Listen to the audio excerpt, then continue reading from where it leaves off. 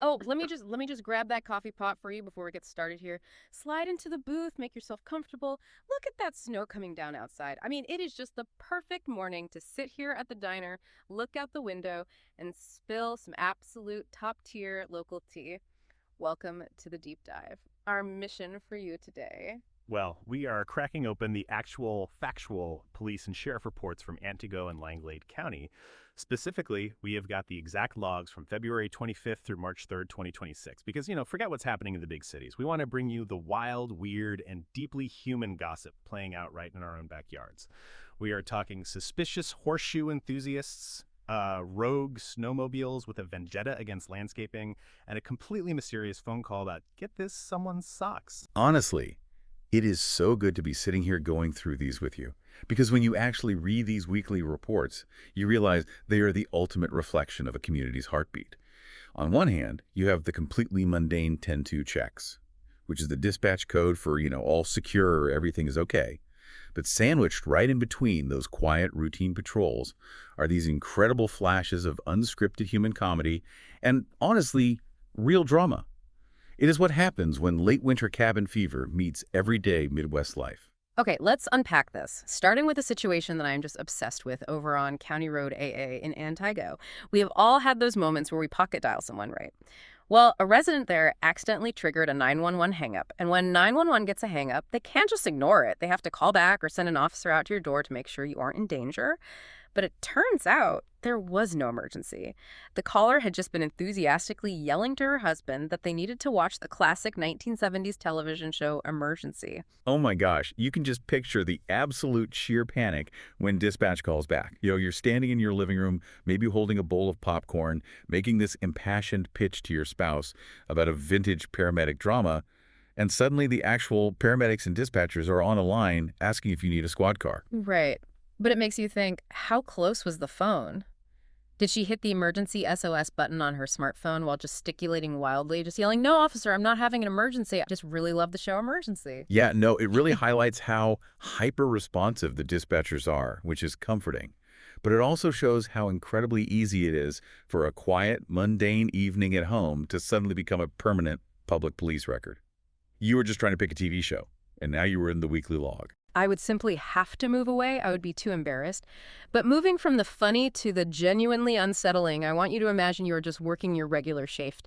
You're at a business over in Wolf River, right on State Road 64. The phone rings. You answer it, assuming it's a normal customer inquiry. But it is a strange male voice. He is chatting, and then eventually, the guy just starts asking for your socks. See, that is where rural isolation really changes the context of an interaction. We talk about the vulnerability of public-facing jobs all the time, but usually in terms of retail workers dealing with angry customers in person. When you are answering phones in a quieter area, you have to be polite. It is your job. You are physically tethered to that desk or that counter, and suddenly you are cornered in this deeply strange boundary-crossing conversation. And what do you even do? Do you hang up immediately, or do you freeze because you're trying to figure out if it's a prank from a teenager or if there's actually a grown man sitting in a car outside fixated on your footwear? It goes from how late are you open to can I have your socks in an absolute instant? Exactly. It might not be a high-stakes bank robbery, but the psychological toll of that is heavy. It is incredibly unsettling. And speaking of out-of-place things making people uncomfortable, what did you make of that suspicious vehicle report out on POH Lure Road? Oh, the horseshoe guy, yes. So out on POH Lure Road, a male in a bluish-gray GMC truck was spotted just creeping along, slowly watching a house. Naturally, a deputy approached him to see what he was up to, and the man's alibi. He claimed he was simply checking the place out because he was, quote, looking for a horseshoeing business. What's fascinating here is how rural neighborhood watch instincts work. In a city, a bluish-gray truck idling in traffic is completely invisible. Out in POH lore, where everyone knows exactly what their neighbors drive, right down to the bumper stickers, a slow-moving, unfamiliar GMC truck is instantly the biggest news of the day. You simply cannot hide in plain sight out here. Looking for a horseshoeing business? Do you buy that even for a second? I mean, I know it is an agricultural area, but who just idles in front of a random house looking for a farrier without checking Google Maps first? It's not a chance. It is an incredibly specific excuse that sounds like something he panicked and made up on the spot because he saw a barn in the distance. And it proves that local law enforcement relies heavily on residents just knowing when the vibe is off on their street. You know, that first protectiveness over property actually highlights something else we see a lot of this week intense neighborhood and family beefs. And we have to start with a massive civil dispute over in Evu. Following the passing of a local resident, officers were actually called in to mediate an intense argument over, wait for it, the distribution of lumber. Inheritances are messy everywhere. Families will tear each other apart over bank accounts, jewelry, or who gets the vacation house. But out here, fighting over literal wood, it feels so deeply rooted in the culture and the economy of the Midwest. Because it is not just a pile of 2x4s from a big box hardware store, right? Exactly. That lumber represents hard work. It has real practical value.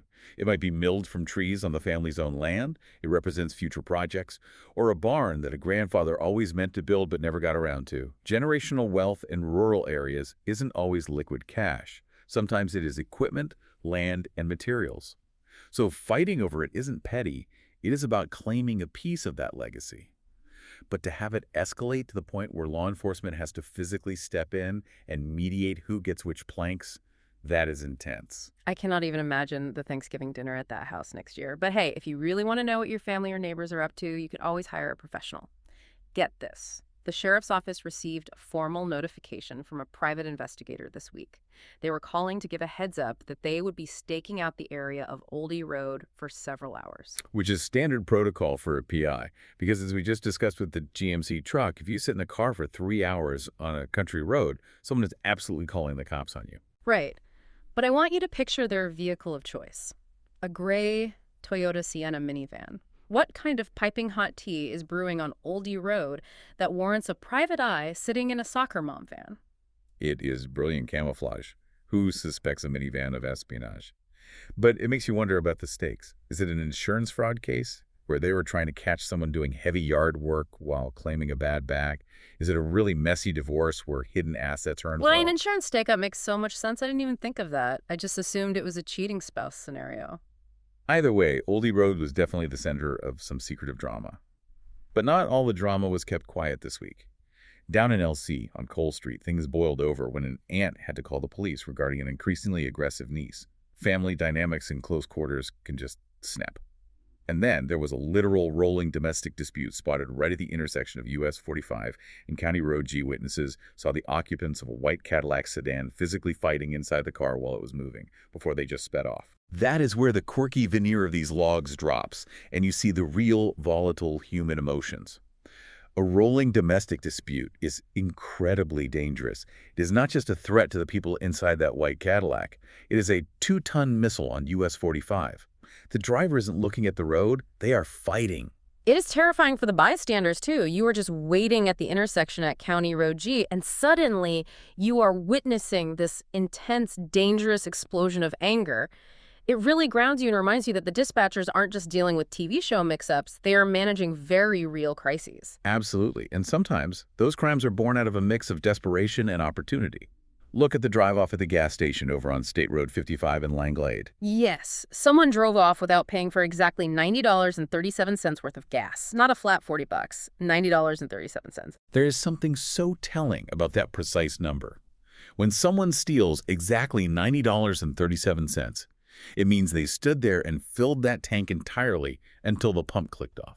They didn't just panic, pump a quick $10 and speed away. It is a very calculated, deliberate theft. And you have to look at the economic pressures right now. Gas is expensive. A $90 fill-up is a huge hit for a local independently owned gas station on State Road 55. That is their profit margin for the hour, gone. That is a really good point. You think of gas stations as these faceless corporations, but out on State Road 55, that is likely a small business owner absorbing that $90 loss. Exactly. Well, keeping with the theme of vehicles causing absolute chaos, the driving this week was wild. First off, a red Chevy Equinox on US 45 had passengers literally hanging out of the windows, just fully out of the windows while moving at highway speeds. But wait, it gets worse. The ultimate unforgivable community sin happened at the intersection of State Road 64 and Rowerig Road. A school bus, a literal school bus, was caught speeding and passing other vehicles in no passing zones. A school bus. I read that and had to read it twice. That is genuinely shocking. You expect a bunch of teenagers in a Chevy Equinox to make terrible adrenaline-fueled choices on US 45, but a professional driver operating a giant yellow billboard full of children passing in a no-passing zone on State Road 64. There's a massive breach of community trust. Can you imagine the community fallout from that? I can just hear the phone calls flooding into the school district office. Every parent who was driving on 64 and saw that bus whip past them over a solid yellow line was probably on the phone with the superintendent before they even got home. And rightfully so. In a rural district, those buses travel at high speeds on two-lane highways. The margin for error is zero. Speaking of vehicles where the margin for error is zero, the snowmobiles were out in full force, and they brought their own brand of drama. Late at night on State Road 55, a homeowner called in a suspicious snowmobile that had just stopped and was idling right near a tree line. The resident was terrified the occupants were casing the woods to plan a break-in. Which is a highly valid fear in the dead of winter. We don't often think about it, but a snowmobile completely changes the geography of crime in the winter. It provides immediate access to backyards, sheds, and properties that are completely inaccessible to a patrol car because of the snowdrifts. They offer a fast getaway across open fields. If you are a homeowner, a snowmobile idling at your tree line at midnight is a massive red flag. Right, because if they steal your generator, the police cruiser cannot exactly follow them into the woods to get it back. But then we have a snowmobile incident that wasn't about stealing at all. Down on S. Pratt Road in the village of Post Lake, someone on a snowmobile didn't just trespass, they intentionally ran over a resident's trees. Now, I have to ask you, is this just reckless kids losing control? Or is this a personal vendetta against landscaping? Oh, it sounds deeply personal. Think about it. Running over someone's planted trees with a snowmobile takes actual effort. It is a bumpy, difficult maneuver, and it damages the undercarriage of your own machine. That is not a simple accident where you drifted off the trail. That is a frosty, aggressive statement. Someone had a bone to pick on S. Pratt Road. I love the idea of a frosty statement. Take that, your decorative pines are ruined. But it wouldn't be a deep dive into Langlade County without some serious man versus nature moments. We had the classic rural encounters, of course, multiple deer hits on US 45 and State Road 55. But there was a truly dramatic, highly tragic incident on County Road G in Rolling. A neighbor's dogs got loose, chased a herd of cattle, and the dogs actually killed a calf. Deputies secured one dog, but the other fled. That is devastating on so many levels. For those who aren't familiar with agricultural communities, I want to explain the stakes here because they are incredibly high. Cattle are not just animals, they are a farmer's livelihood. They represent thousands of dollars of investment, time, and future income. When a neighbor's dog kills livestock, it crosses a massive legal and cultural line. In agricultural law, a farmer is legally well within their rights to use lethal force to protect their herd from a trespassing dog. That is how seriously the law treats this. Wow. So the farmer could have legally shot the dogs if they taught them in the act. Yes, absolutely. It is a protective measure for their livelihood. I want you to imagine being the listener right now, putting yourself in the shoes of either of those neighbors the next morning. You look out your window, you see the house next door, and you know what their dogs did to your calf. Or, conversely, you know your dog killed your neighbor's livelihood. The sheer tension of that. That is a neighborhood rift that could take generations to heal. It is not just a broken fence, it is a deeply emotional financial blow. Yeah, no, it really underscores how quickly the piece of rural life can be completely shattered by something as unpredictable as an uncontained animal. Yeah. It goes from a quiet morning to a tragedy in minutes. It is heavy. So to bring our blood pressure back down a bit, let's look at problem solving and what I call the art of the 10-2. I found this fun juxtaposition of two different lockout situations this week that perfectly highlight Midwest resilience. Situation A, over at the Walmart on State Road 64, a trucker accidentally locks the keys inside the cab of the truck. They are totally stuck, so they do the logical thing they call police dispatch for roadside assistance. Right, a very common, very standard request for a patrol officer. But then we have situation B. A resident on Superior Street in Antigo gets locked out of their house. They call the police for help. But before the officers can even be dispatched and arrive on the scene, this resident channels their inner MacGyver, manages to break into their own house through the cellar door, and casually calls dispatch back to cancel. Never mind, officers. I successfully broke into my own basement. We're all good here. So what does this all mean? Why are these two moments important? First of all, it is the absolute epitome of Midwest self-reliance. Yeah. Why sit on your porch and wait for the authorities when you have a perfectly good, slightly drafty cellar door you can jimmy open? But more importantly, if we look closer, these contrasting moments perfectly illustrate the concept of the 10-2. the signal good, or signal trunk Okay. that we talked about at the beginning. The vast majority of a local patrol's time isn't spent chasing down white Cadillacs or investigating lumber inheritance feuds. It is spent maintaining the baseline of the community. Like the deputy who noticed the new yard sign. Yes. There was a log entry where a deputy did a routine home check on County Road X.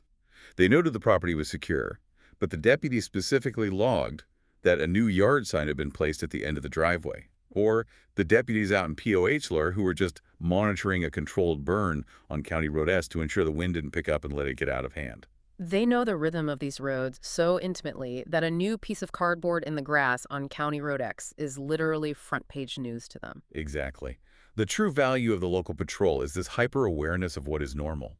They keep the baseline safe and predictable, so that when the weird stuff happens, like a guy demanding socks over the phone or a school bus driving like it is in a Formula One race, it remains an anomaly, not the standard. They hold the line of normalcy. I love that. They hold the line of normalcy so we can safely break into our own cellar doors in peace.